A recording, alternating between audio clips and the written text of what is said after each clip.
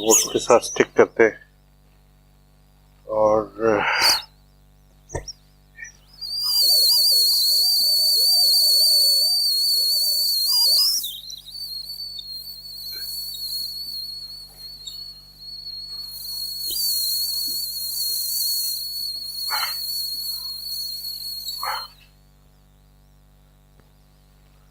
अब अगर आप बड़ा बी मैट्रिक्स बनाएं तो उसमें सारे जीरोज आएंगे, ठीक है। और अगर आप ए मैट्रिक्स बनाएं,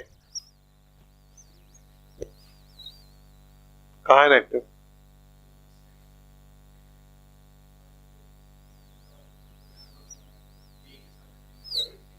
आप ए को अज्यूम कर लें, क्योंकि ए का कोई साइन अज्यूम नहीं कर रहे।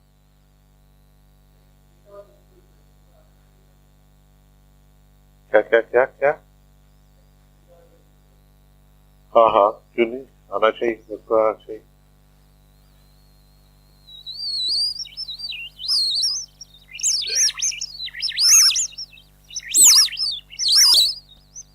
इसका मतलब तो वाकई पीएचडी में हो गए हो। अच्छा, इसका जो हमारा वो जो दावा था ना कि कैनोनिकल फॉर्म है, वो भी नजर आ जाता है। इसका अगर आप बी मैट्रिक्स बनाएं तो वो यही आएगा,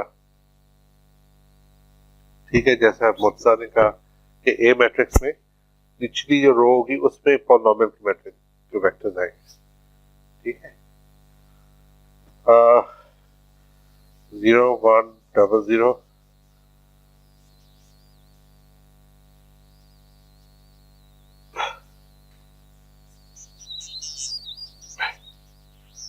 अच्छा, बाय द वे ये कंप्लीट नहीं है, इसमें प्लस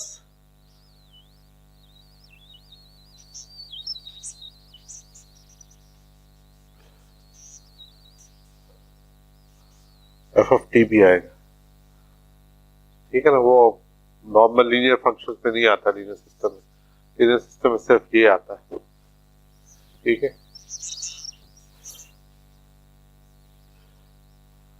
तो आप कह सकते हैं कि x dot equal to a x plus b u plus ये b है plus 0001 F of T,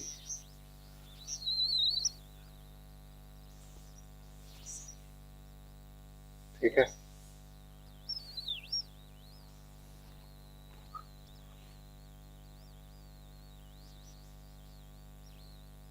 B 30 और बी,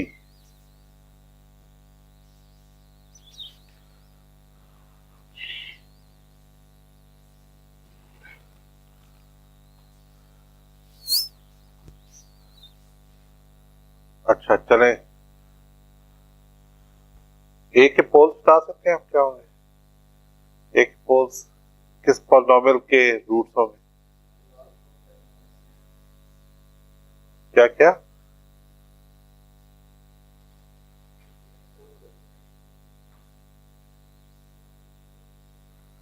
ये मतलब क्या पॉलिनोमियल क्या होगा?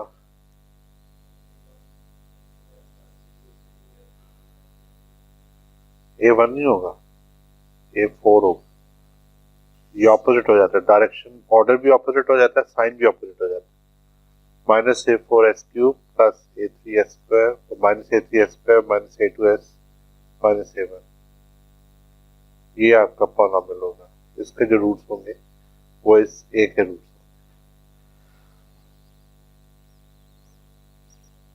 और जनरलाइज्ड कंट्रोलेबल कैनोनिकल फॉर्म इस वजह से हो रही है, ये एक नॉन लीनियर एलिमेंट साथ आ रहा है। अच्छा,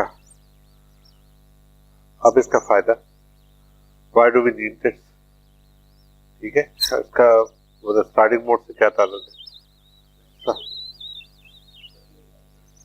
सरफेस डिजाइन करने के लिए इस तरह का स्ट्रक्चर एक तो आइडियल है, और दूसरी बात ये है कि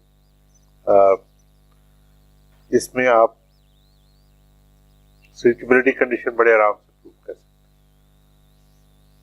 स्विचेबिलिटी कंडीशन प्रूव करना आसान हो जाता है, अभी नजर आएगा जब जो इनपुट है ना वो हमेशा आखिरी स्टेट में आ रही है, बाकी किसी स्टेट में ना हो, तो एक स्टेट में हो।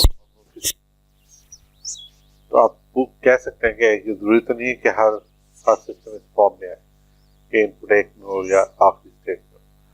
तो उसका आंसर ये है कि वैसे जो ट्रांसफॉर्मेशन एग्जिस्ट करती है इसमें भी हम शायद पढ़ेंगे, और स्लॉटिंग में भी है जो आपके किसी भी सिस्टम को इस फॉर्म में ले आती है। ठीक है, वो करती क्या है, वो सादा सा काम करती है। वो क्या करती है कि आउटपुट होती है वाई, उसको y dot y double dot y triple dot उसको डेरिवेटिव लेते जाते हैं, और स्टेट फिर आप वाई को बना रहे हैं, तो ऑटोमेटिकली ये स्ट्रक्चर इवॉल्व हो जाता है।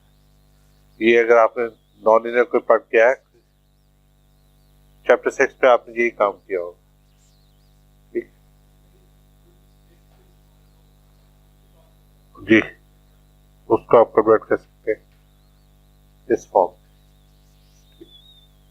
उसकी कुछ कंडीशन होती हैं जिनको रिलेटिव डिग्री कहते हैं, वो फुलफिल होनी चाहिए।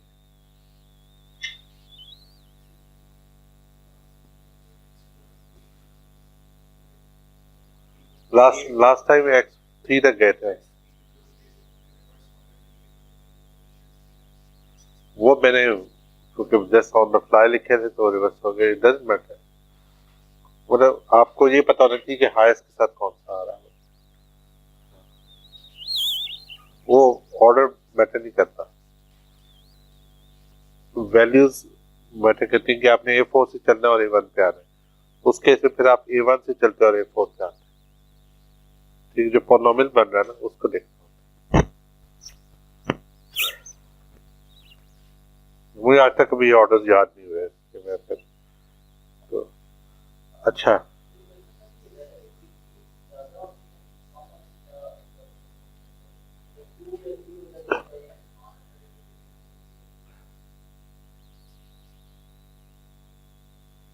नुकसान तो नहीं है, कंट्रोलर का ऑर्डर बढ़ जाता है, ऑर्डर बढ़ जाएगा ज्यादा। अजान का टाइम पहले नहीं होता जा रहा कुछ। चले कोशिश करें 10 मिनट में आ जाए।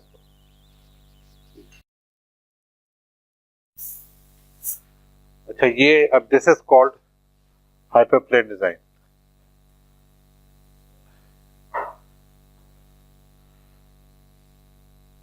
और स्लाइडिंग सरफेस डिजाइन।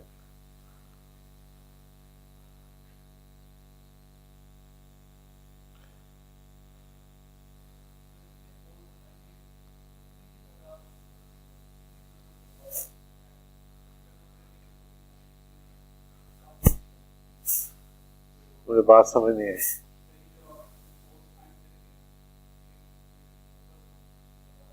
जी जी,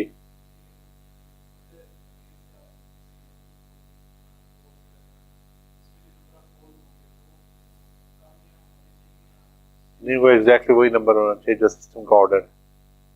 जितनी सिस्टम की स्टेट्स है उतने पोल्स होंगे, और पॉलिनोमियल छोटे ऑर्डर का बनेगा ना, तो वो फिर सरफेस आपकी सारी स्टेट्स को नहीं लेगी।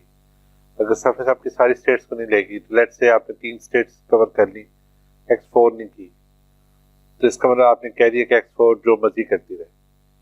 तो ये हो नहीं सकता कि एक स्टेट जो है वो डाइवर्ज कर रही है और बाकी स्टेट्स कन्वर्ज कर रही है, सिस्टम डाइवर्ज करेगा। ये इसके अलावा 2 और तरीके हैं, वो मैंने बताने थे, वो अभी बता देता हूँ अपने पास। Sliding surface design methods.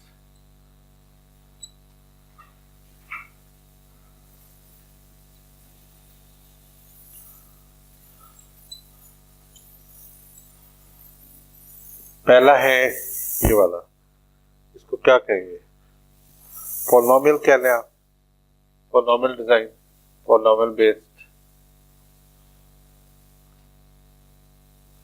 इसके लिए जरूरी है कि आपका सिस्टम GCCF का हो। ठीक है, अच्छा सेकंड क्या है, सेकंड जो है ना वो ये है कि एरर एरर सरफेस,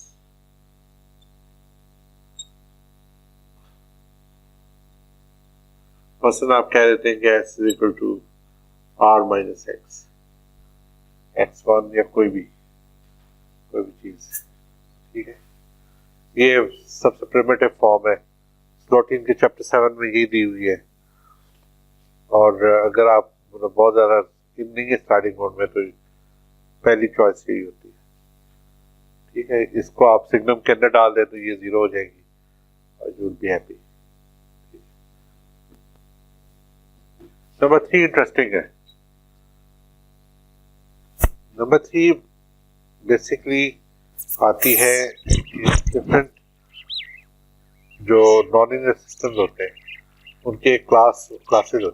जैसे रोबोटिक्स है, रोबोटिक्स की जो डिफरेंशियल इक्वेशन है वो खास होती है, ठीक है। उनमें क्यू डबल डॉट आता है, फिर सेंट्रीफ्यूगल मैट्रिक्स आता है, फिर मोमेंटम वाला मैट्रिक्स, मोमेंट ऑफ इनर्शिया वाला मैट्रिक्स आता है। तो उसकी एक खास स्ट्रक्चर है, उसमें आप हमेशा कह देते हैं कि S is equal to CX। ये मेरा ख्याल है कि मोमेंट ऑफ इनर्शिया मैट्रिक्स है।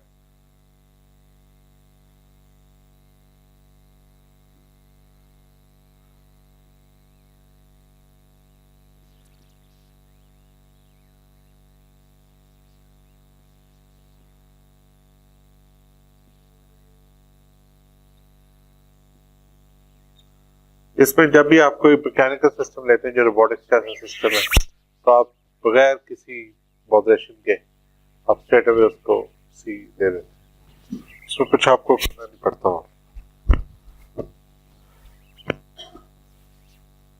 ठीक है। ये 3 सर्विसेज डिजाइन करने के तरीके हैं। तो ऑब्वियसली ये सबसे ज्यादा जेनेरिक है, ये बिल्कुल एक तरह से ह्यूरिस्टिक सा है, और ये एक प्रॉपर मैथमेटिकल वे है। हाँ जी, एनी अदर क्वेश्चन?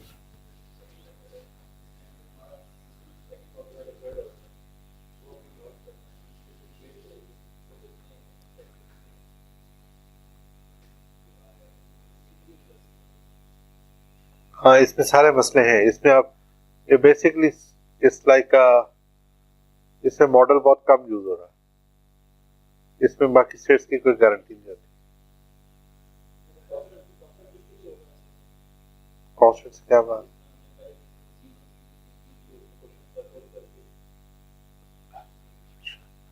वो इस तरह से हो जाता होता है कि इसको थोड़ा सा डिटेल में देख लेते हैं। आप फॉर एग्जाम्पल आप ये लिखते हो e equal to r minus x, ठीक है।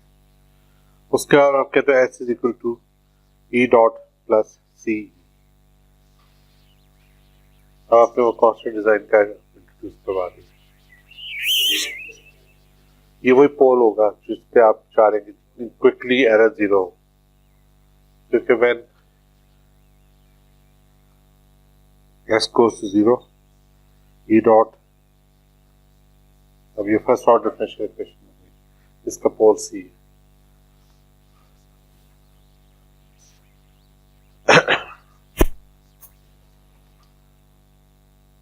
ठीक है, यहाँ तक क्लियर है कि किसी को कोई इशू?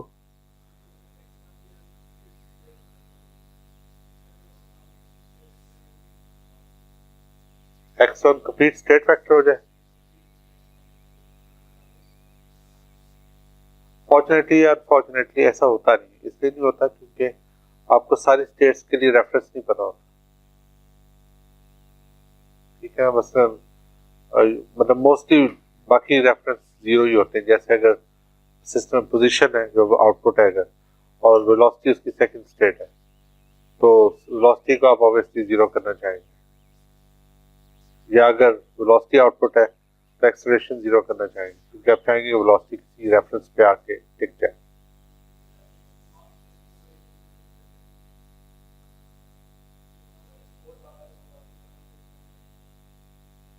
x4 डॉट इसमें देखें, इसमें तो कहीं भी हमने नहीं कहा कि ये कोई डीकपल्ड सिस्टम है। सारे स्टेट्स एक दूसरे का फंक्शन, क्योंकि सारे एक दूसरे का डेरिवेटिव्स है। They are called phase variables. ये सारे एक दूसरे के इंटीग्रल या डेरिवेटिव है, डिपेंड करता है आप ऊपर से नीचे आए नीचे से ऊपर जाए, तो इसलिए ये तो सारे इंटरडिपेंडेंट है। लेकिन आपके क्वेश्चन का आंसर यही कि रेफरेंस यूजुअली आप आउटपुट के पीछे पढ़ते हैं, आउटपुट कहते ही उस चीज को जिसके बारे में आप इंटरेस्टेड हैं, बाकी स्टेट्स में आप इंटरेस्टेड नहीं होते। अगर लेट्स से कि इसमें आप देख सकते हैं कि x1 जो है वो x2 का इंटीग्रल है, अगर x1 कांस्टेंट हो जाता है तो डायरेक्ट x2 भी कांस्टेंट होगा, x3 भी कांस्टेंट होगा, x4 भी कांस्टेंट होगा। तो एक तरह से आप कह लें कि इसकी स्टेबिलिटी में बाकी सबकी स्टेबिलिटी छुपी हुई है। ओके, अब आ जाए थोड़ा सा जो टफ पार्ट है, वो है कि सेकंड पार्ट क्या था। सेकंड पार्ट था डिजाइन के एक दो फेजेस थे ना, रीचेबिलिटी हाइपरप्लेन डिजाइन और दूसरा था रीचेबिलिटी कंडीशन प्रूव करना, ये रीचेबिलिटी डिजाइन। तो अब हम रीचेबिलिटी पे आते हैं।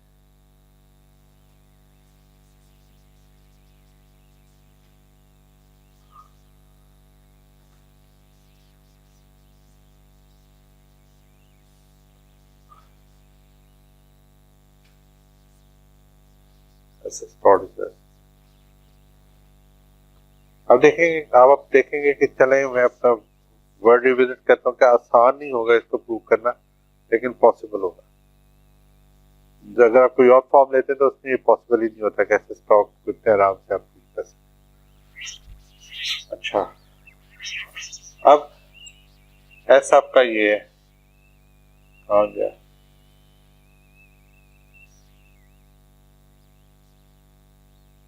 जी क्या क्वेश्चन है? हाँ अच्छा अच्छा, इसका अगर आप डेरिवेटिव ले लो एस डॉट हो जाएगा। अच्छा, इसको मैं ये लिख सकता हूँ S is equal to sigma A I x I is equal to 1 to 4। हाँ सॉरी सी आई, ठीक है, ये लिख सकते हो ना। तो जेनेरिक अगर होता nth ऑर्डर होता तो 4 की जगह n आ जाता। एस डॉट क्या होगा? एस डॉट आपका C1 x1 dot plus C2 x2 dot plus C3 x3 dot plus C4 x4 dot होगा।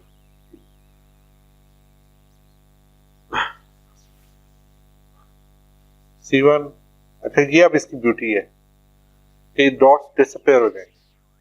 कैसे? C1 x2 plus C2 x3, क्यों? उधर से देखिए x2 डॉट x3 है, x3 प्लस C3 x4, और ये थोड़ी सी अनटाइडी सी इक्वेशन यहाँ पे आ जाएगी, x4 डॉट सारा सारा आ जाएगा। क्या था x4 डॉट? ये वाला पूरा।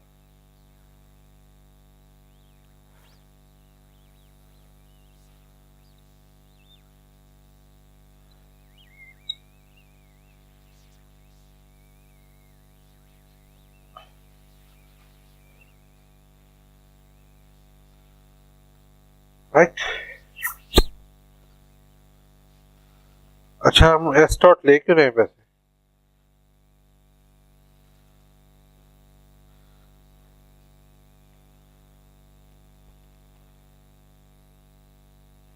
अंडर एस एस डॉट की कंडीशन हम फुलफिल करना चाह रहे हैं।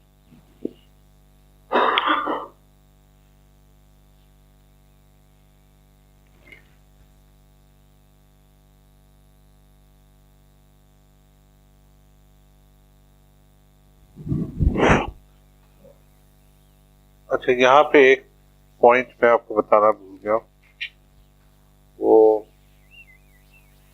क्या लिख लेते हैं इसको, ये देखें, जब स्लाइडिंग हो रही होगी, if S is equal to 0, ठीक है, तो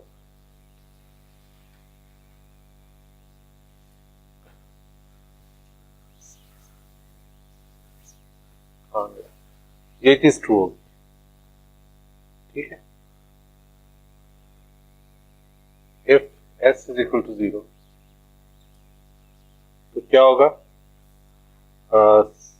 x पर at C4 is equal to 1, C4 under what condition 1 होगा,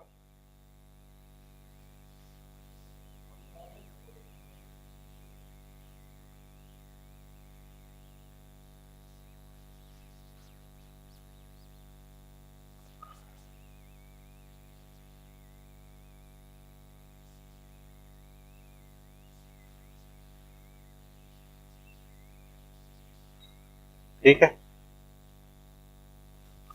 देखें ये सही है,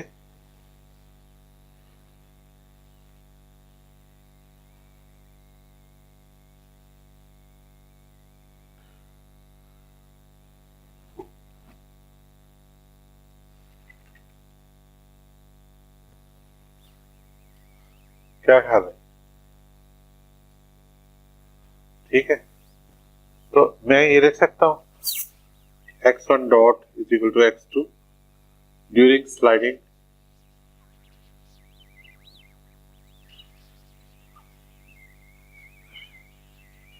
x1 dot is equal to x2, x2 dot is equal to x3, x3 dot is equal to I is equal to 1, 2, 3, ci, xi, minus x, क्या ख्याल है, ठीक है। अब आप गौर करेंगे ड्यूरिंग स्लाइडिंग, जब स्लाइडिंग हो रही है, जब s 0 पे है, तो आपका जो सिस्टम है उसका मॉडल ये है, ये नहीं है, ये वाला मॉडल अब नहीं रहा। क्या खास फायदे हैं इस मॉडल के? गुड, 1 रिड्यूस्ड ऑर्डर है,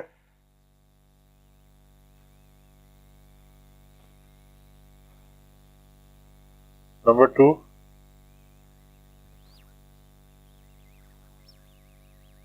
और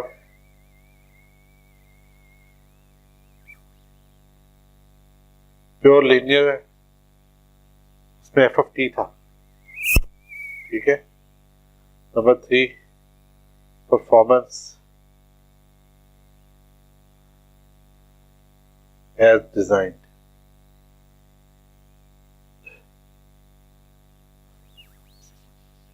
ठीक है।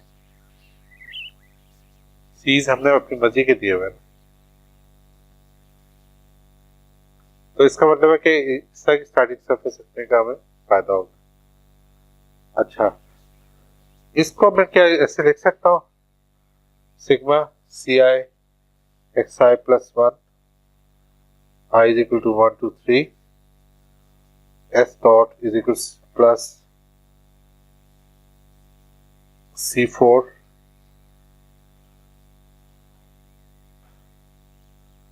1 2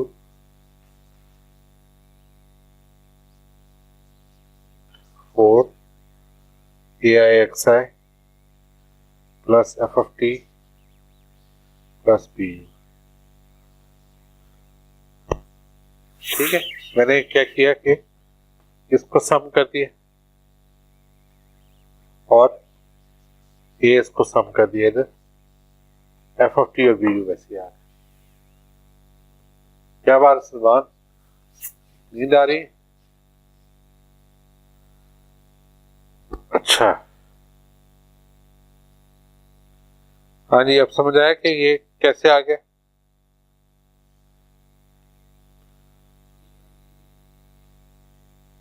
जी,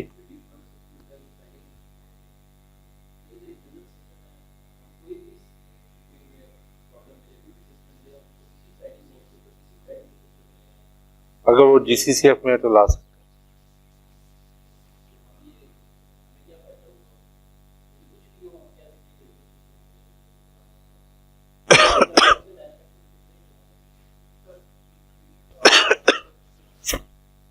चौथी वो मुझे याद नहीं रही लिखनी, पैरामीटर इनवेरिएंस है, ये रोबस्टनेस है,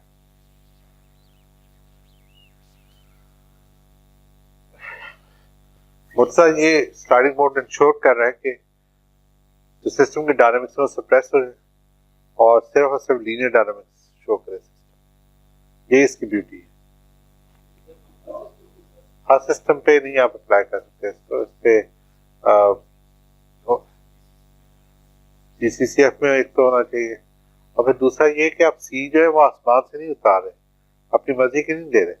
आप सीज हमेशा बहुत केयरफुली पोल्स वो लेंगे जो सिस्टम उतना फास्ट हो सके। मतलब आप एक F-16 के पोल्स आप उठा के बोइंग को सिस्टम में नहीं डालें। वो पोल्स मतलब controllers can not do magics और फॉल हेवंस। वो सिर्फ थोड़ा सा फास्ट कर देता है सिस्टम को। तो आप पोल्स को थोड़ा सा फास्ट रखेंगे, ज्यादा नहीं। और अगर एक फॉर एग्जाम्पल बहुत बाउंसी सिस्टम है तो उसका रिजिड पोल्स नहीं देंगे, ठीक है। अगर एक अनडैम्प्ड सिस्टम है तो उसको, अंडरडैम्प्ड सिस्टम है तो उसका मतलब ये नहीं कर देंगे, फुली डैम्प्ड कर दें और वाइस वर्सा, ठीक है। तो वो मतलब ये मैथमेटिक्स में लग रहा है कि आप कुछ भी कर सकते हैं। सही है, आपका कंसर्न सही है कि हम बेसिकली ये कह रहे हैं कि हम किसी भी नास्टी नॉन लीनियर सिस्टम को लें और कुछ भी कोई भी लीनियर सिस्टम बना दें। ये मैथ्स में बहुत अच्छा लग रहा है लेकिन ऐसा कभी होता नहीं, ठीक। आपको बहुत केयरफुली कॉशियसली पोल्स प्लेस करने पड़ते हैं। अच्छा जी, अब नेक्स्ट स्टेप क्या होगा?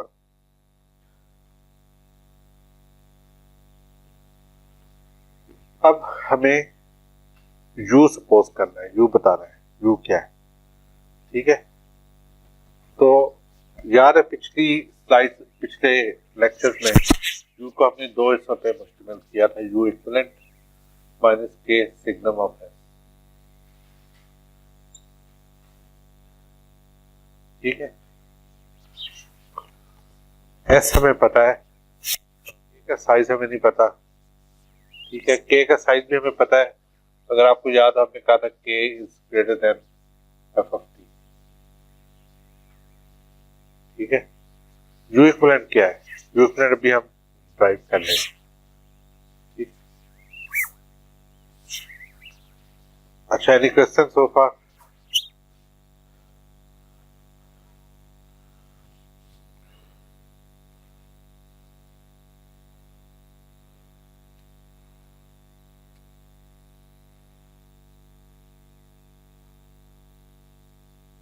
हाँ जी, अब आप ये करें कि एस डॉट में पुट करें। एस डॉट क्या था? दोबारा लिख लेते हैं, I is equal to 1 to 3 C I x I plus C4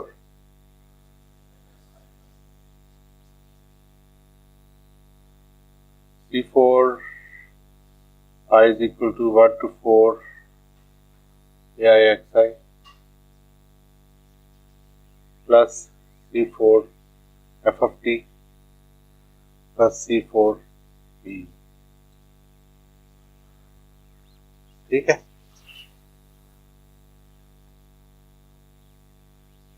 अच्छा, अब BU की वैल्यू पुट कर दें। What you end up in having is I is equal to 1 to 3 CIXI plus C4 I is equal to 1 to 4 AIXI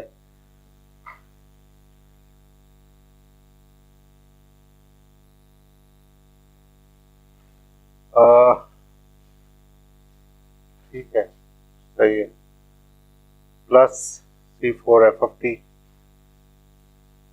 plus C4B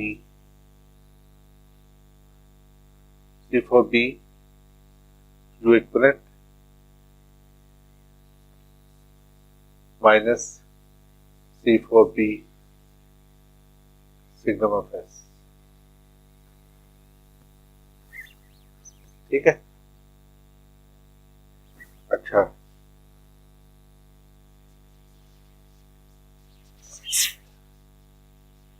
अब C4 आपका 1, late C4 is equal to 1, ठीक, और B भी आप 1 ले लें। सिर्फ सिंप्लीफिकेशन के लिए, फॉर सिंप्लीफिकेशन ओनली।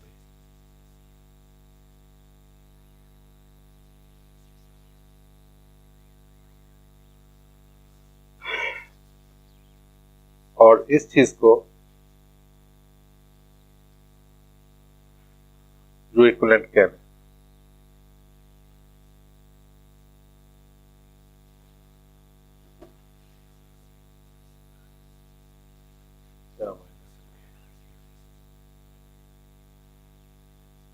तो आपका स्टॉट क्या आ जाएगा, ये पूरा यू इक्विवेलेंट हो गया minus you equivalent minus F of T minus signum के सिग्नम ऑफ एस।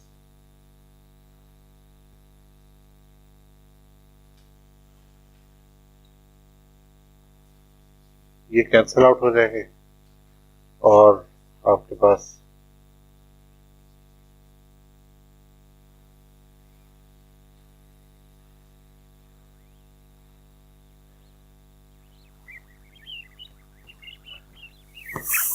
ठीक है, कुछ ही नहीं समझ आई इसे। बी और उसको मतलब बेसिकली वो डिवीजन में आ जाते हैं, कोई और फर्क नहीं पड़ना था, तो हमने उनको 1 ले लिया। सी फॉर वैसे ही मोनिक वेरिएबल होगा तो मोनिक पॉलिनोमियल होगा तो 1 होगा,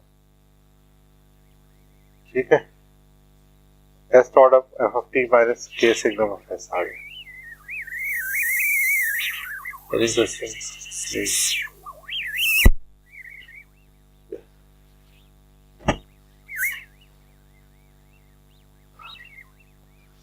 अब यहां से आप देख सकते हैं कि if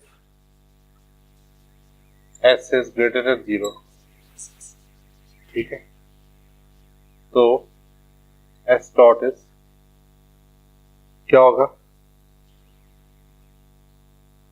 F of T minus के प्लस 1, ठीक, यही आएगा। चले प्लस 1 भी लिख रहे हैं, तो यहां से S K is greater than F of T, तो S dot is less than 0 जी। Second case S is less than 0, S dot is equal to F of T minus K minus 1 is equal to f of t plus k, and as k is greater than f of t, s dot greater than 0। इसका मतलब यहाँ देखें s greater than 0 था तो s dot less than 0 था, यहाँ पे s less than 0 है तो यहाँ पे s dot greater than 0 है। ऑपोजिट साइंस में तो ऑपोजिट साइंस का प्रोडक्ट क्या होता है, नेगेटिव होता है, तो हम कह सकते हैं कैसे। अब हमने कोई हाई फाई मैथ्स नहीं किया इसमें, हमने कुछ सिंपल मैथमेटिक्स यूज किया, इवन लैपटॉप भी यूज नहीं किया और यूटिलिटी कंडीशन आपकी प्रूव हो रहा है।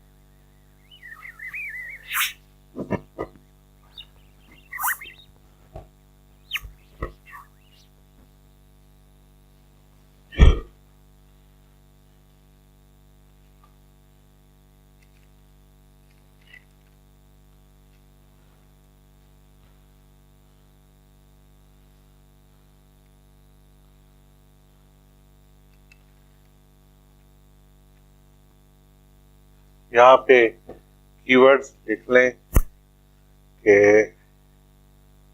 ये पॉलिनोमियल हर्विट्ज होगा और मोनिक होगा।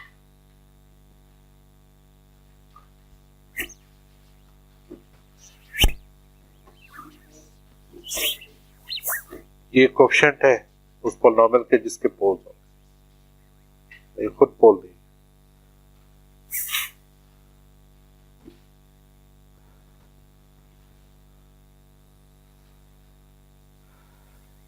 ठीक है, समझ आया? अच्छा, अब इसी चीज को जनरलाइज कर लें।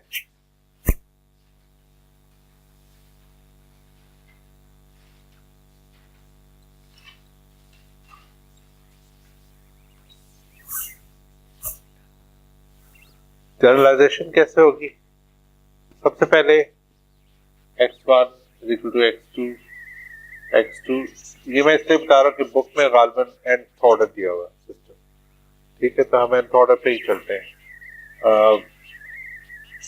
xn dot is equal to sigma ai xi I is equal to 1 to n minus 1, नहीं 1 to n plus f of t plus b।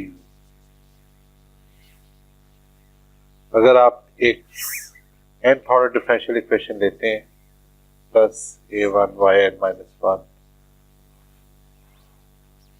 for plus a2 yn minus 2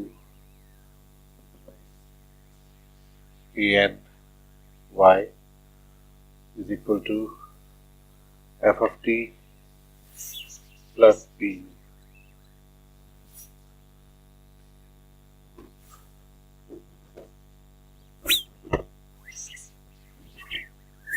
basically अब हम कोई नई चीज नहीं कर रहे, वो जो हमने फोर्थ ऑर्डर सिस्टम के लिए मैथ्स किया था उसको nth ऑर्डर में डिफाइन कर रहे हैं,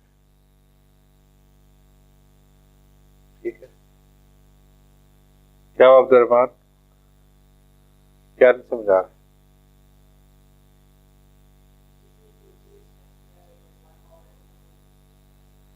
ये अच्छा, इसको मैं कह देता हूँ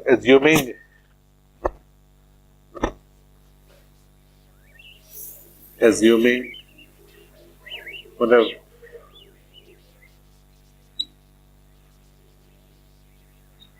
an nth order system, ठीक, एक nth ऑर्डर सिस्टम है, उसकी डिफरेंशियल इक्वेशन ये है, और उसको जब उस तरह से आप तोड़ेंगे फेज वेरिएबल्स में तो ये बन जाएगा दे आर टू इक्विवेलेंट, ठीक है, क्लियर है? Assuming an nth order system, उसकी nth ऑर्डर डिफरेंशियल इक्वेशन बनेगी, उसमें वही f of t और bju होगा, और फिर उसका nth ऑर्डर nth स्टेट्स का ऑर्डर बन जाएगा। स्टेट्स वो क्या होगा? Starting surface I is equal to 1 to n ci xi, ठीक है, और s डॉट क्या होगा? I is equal to 1 to n minus 1 ci xi plus 1, ठीक है, उसी तरह जितना वो था प्लस cn और sigma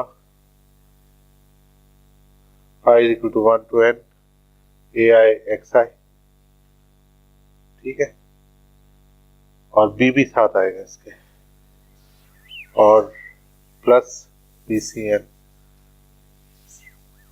u plus bcn f of t, ठीक है, और इक्विवेलेंट कंट्रोल क्या होगा? वो आप इसका पूरे को लिख लें, bcn को भी डाल I is equal to 1 to n minus 1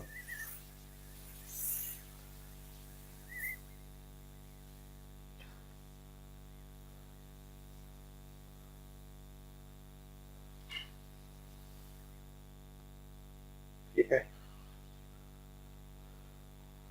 और बाकी चीजें वही नहीं था, चलो नहीं है,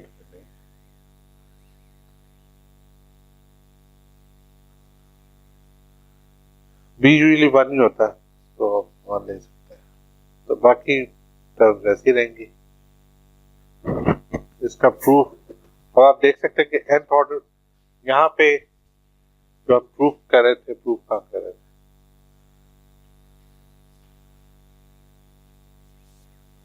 यू इक्विवेलेंट उसी तरह कैंसिल आउट हो जाएगा, एफ ऑफ टी स्केलर है, के सिग्निफायर स्केलर है, तो आपके पास यही चीज वैसी आएगी चाहे ऑर्डर कोई भी हो।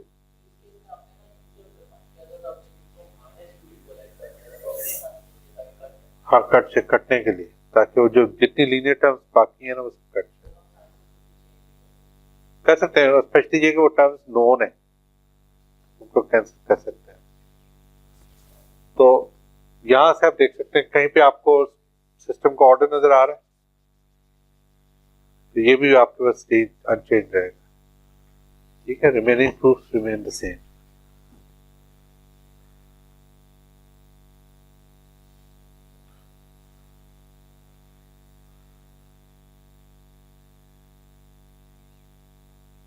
तो उससे आप देख सकते हैं कि एक फर्स्ट ऑर्डर सिस्टम हो या एक 50th ऑर्डर सिस्टम हो, उसके लिए आपके अगर आप GCCF फॉर्म में हैं तो आप बड़े आराम से उसका स्टार्टिंग मोड डिजाइन कर सकते हैं, उसका हाइपरप्लेन और उसका रीचेबिलिटी लॉ, उसका रीचेबिलिटी कंडीशन की आप बना सकते हैं। ठीक है, ये बहुत ही कन्वीनियंट आपके लिए चीज है।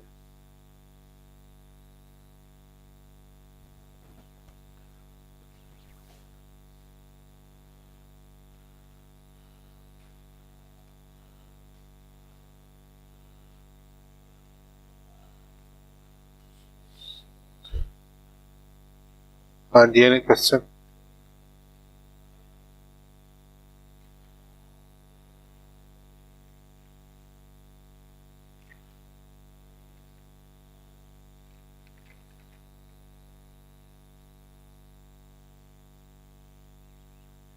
अच्छा, हाँ,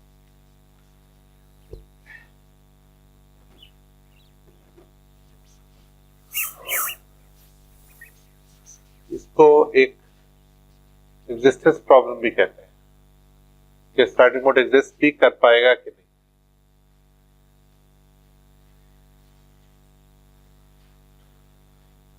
अच्छा, रिजवान से आप लोग कैसे कांटेक्ट करेंगे? जिशान रिजवान का कांटेक्ट नेक्स्ट टाइम दो सबको। तो आप लोगों ने 2 वीक्स में पेपर्स देखें, कोई चीजें देखें और सोचें किस सिस्टम पे आपने काम करना है। कोई third order fourth order model non linear system होना चाहिए पेपर्स में, वो आप कह सकते हैं। ऊपर जो लैब में जो नॉन लीनियर सिस्टम है कंट्रोल लैब में ना, साइसर सिस्टम होना चाहिए, और उसके ऊपर आपने स्लाइडिंग मोड लगाना है, सिमुलेट करना है और पॉसिबल है तो इम्प्लीमेंट भी करना है। तो ये आपका प्रोजेक्ट होगा और इसी पे आपने पेपर लिखना है जो वो आपकी रिपोर्ट होगी। तो विद इन 2 वीक्स टाइम अपनी प्रपोजल्स आपने सबमिट करवानी। ठीक, एनी क्वेश्चन?